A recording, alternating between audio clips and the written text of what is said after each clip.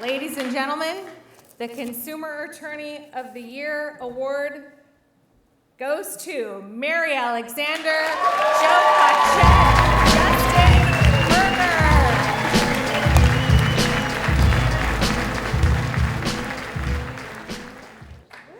Thank you. Thank you, CAOC, for this really, truly great honor. And thank you, Joe Pachet, for being such a good friend and to me, and a lifelong friend to consumers. It was so great, amazing to be trying a case with Joe, this lead paint case where he was a brilliant strategist and a truly wonderful experience. And thank you, Justin, for all that you did. And thank you to the Cachette team, Nancy Nishimuro and Frank and Neil. What a wonderful group of people to work with over the years. 19 years, and I was there the whole time. I want to thank everyone who was involved with the case, who assisted on it. Too many to mention, but each and every one of you is greatly appreciated. I also want to thank the people who made tonight possible for me, my family. I'm so happy to have them here tonight. My daughter, Michelle Loftus, her husband, Tom Green, and my granddaughter, Lily Loftus, and my grandson, Ian's off at USC. Thank you all for your love and support. I also want to thank my incredible legal team at my office, Brendan Way and Catalina Munoz, along with my extraordinary support staff, Janet and Carla and Ellen and Yenny and Esperanza. I want to recognize them. Thank you. Thank you for all you do. And sitting at my table, my great and good friend, Linda Lipson, who's executive director and chief lobbyist, and her daughter, Amanda, and my good friends, Gary and Terry Paul, and my great friend, Bobby Thompson. Thank you for all your help and support over the years. This lead paint case was about protecting children from lead poisoning, but it was also about perseverance. And I didn't know it at the time, but my work on this case really began even before I became an attorney. I had started my career as a scientist, and one of my first jobs was working in a laboratory studying the effects of lead. I feel like my life has come full circle, but it's one of the reasons that the City and County of San Francisco asked me to work on the case. I understood the effect of lead and lead paint on the developing brains of children. And unfortunately, those paint companies also knew, and they withheld it, they kept it secret, they covered it up, they hid it, and they lied about it. First, they hid it from consumers, and then from us, but we persevered. Not only did we need to prove that the lead was causing injury to young children, we had to find the evidence that the paint companies knew. And it was truly a David and Goliath fight, but we persevered. The lead paint companies fought hard, and they lost. They filed appeal after appeal, 3 times up on appeal, to the California and to the US Supreme Court, but we persevered. They kept fighting and kept us going for 19 years. I've had the privilege in my career for winning judgments and settlements for my clients, but this verdict is different because it will pay for remediation, abatement of the lead paint in our homes throughout California.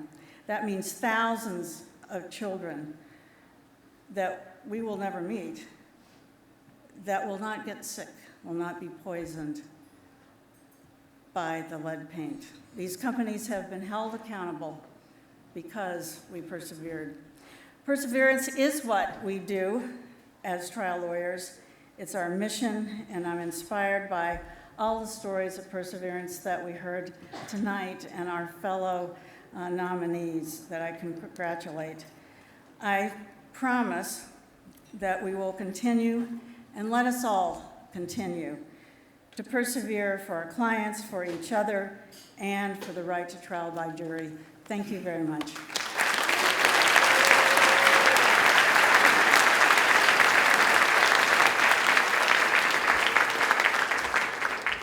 Thank you, Mary. So let me tell you who the real honoree is tonight. The honoree tonight is all of you who speak for those who have no voice. So to hear Mary speak, I am so proud to have worked with her, and I'll get into that in one moment, but I want to just comment on the fact that everyone you saw on the screen tonight, and many of you who are not on the screen tonight, every day speak for those people that have no voice, that cannot stand up. About 20 years ago, I had just finished a case I was suing the FBI on behalf of Viola Liuzzo in Alabama. When they put an informant into the Ku Klux Klan, I got a call from Teddy Kennedy, asked me to call that case and said, Joe, would you try this? I got back, and Ann Revelle, a woman, the first county council with guts and chutzpah, called me and said, Joe, there are people, kids all over the state that are suffering lead paint brain poisoning. I finished the case in Alabama. I came home and took this case on. As we sit here tonight, there are over 6,000 children in Los Angeles that have lead paint poisoning in their brain living in low-income housing. Don't get me started on Oakland, San Jose, and San Francisco and all over the state. I was blessed to take the case on with the assistance of the Mary Alexanders and a number of other people that joined us. They fought us, the likes of which they fight each and every one of you every day on the cases you just saw. You just saw where LA said we're not involved, and you saw where a lawyer took them to task. It was such an honor working with Mary. I want to tell you something about Mary. She took over 40 depositions in this case. It went on for 19 years. Standing behind me is Justin Berger, Frank Petrie, Neil McCarthy, Nancy Feynman, who's now a judge on the Superior Court, worked with us every single day for 19 years. Frank was a young shit-ass attorney. He didn't know anything except he heard about lead poisoning. He took the case to the Supreme Court that said that all of you can represent counties, which is a major case, because before this, corporate American Wall Street was able to buy off county councils, you see, because they couldn't bring on the lawyers like Mary, the lawyers like Frank, the lawyers like Neil, the lawyers like Justin. They couldn't bring them on. They brought out a former U.S. Attorney General to argue the case before the California Supreme Court. We prevailed. One day, Mary turned to me. We were fighting this case. She said, Joe, at some point we have to give up. And I said, I don't want to use the language I used there, but it was very close to my former airborne language.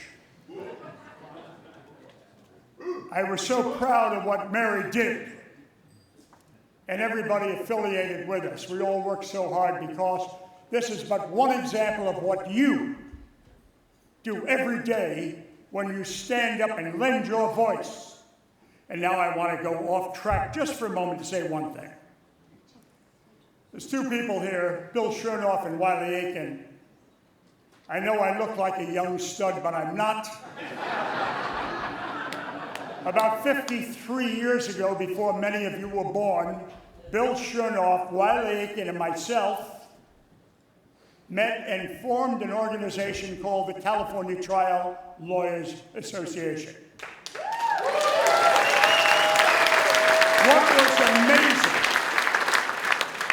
What was amazing? I'm not sure, Wally, Bill, if we had one or two women lawyers. And I look around tonight, and it is not only the women lawyers that I am so proud of, it is the spouses, whichever way you go in life,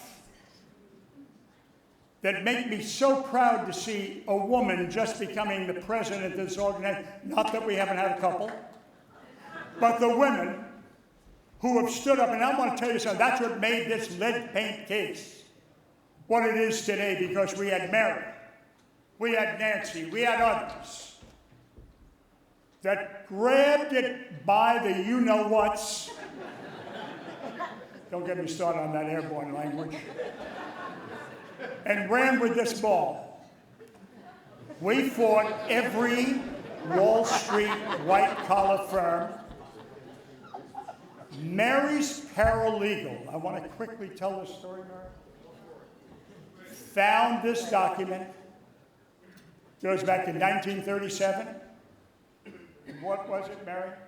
It was a secret meeting of the lead paint manufacturers. No one was allowed to take a note in the room because they knew they were destroying children's brains. I can't thank you enough for this honor.